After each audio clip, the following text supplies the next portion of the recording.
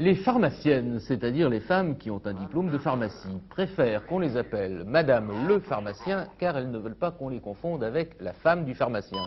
C'est ce qui ressort d'un sondage publié aujourd'hui par un quotidien professionnel. Voilà qui sans doute ne fera pas plaisir à Yvette Roudy qui a fait depuis longtemps son cheval de bataille de la féminisation des noms de profession. Madame la ministre y fait du reste allusion dans le livre qu'elle vient de publier chez Albin Michel, À cause d'elle.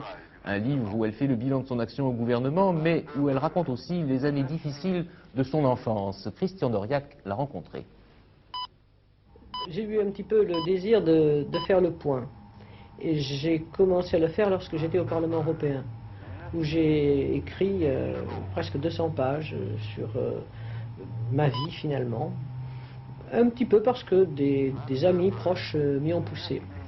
Et puis, par la suite, j'ai été amené aussi à faire le bilan, parce qu'au bout de 3 ans et demi, on a le sentiment qu'on peut déjà faire un petit bilan d'exercice de ce ministère. Ce livre, vous auriez envie de le lire, avec le titre qu'il porte, vous? Vous savez, quand on a fini d'écrire un livre, il est un petit peu derrière soi. Donc, je le connais évidemment tout à fait par cœur, puisque j'y ai beaucoup travaillé. Il a fallu l'organiser, il a fallu réécrire beaucoup de choses plusieurs fois, et il a fallu faire un tri, il y a eu les épreuves, donc au moment où je vous parle, je n'ai pas envie de le lire, tout simplement parce que je le connais trop bien.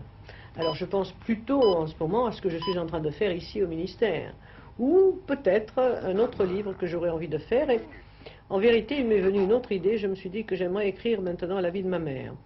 À partir de ce livre, c'est une idée qui m'est venue en chemin. Elle n'était pas venue avant? Non. Pourquoi? Mais parce que quand vous êtes en train d'écrire un livre, c'est un travail sur vous-même que vous faites, et ça vous fait découvrir beaucoup de choses. Ça vous permet de faire le point sur vous-même. Vous ne pouvez pas être approximatif, parce que vous écrivez. Donc il faut être beaucoup plus précis que lorsque vous parlez. Il faut réfléchir davantage. Il faut faire des tris. Et cela vous entraîne à une réflexion sur vous-même en profondeur.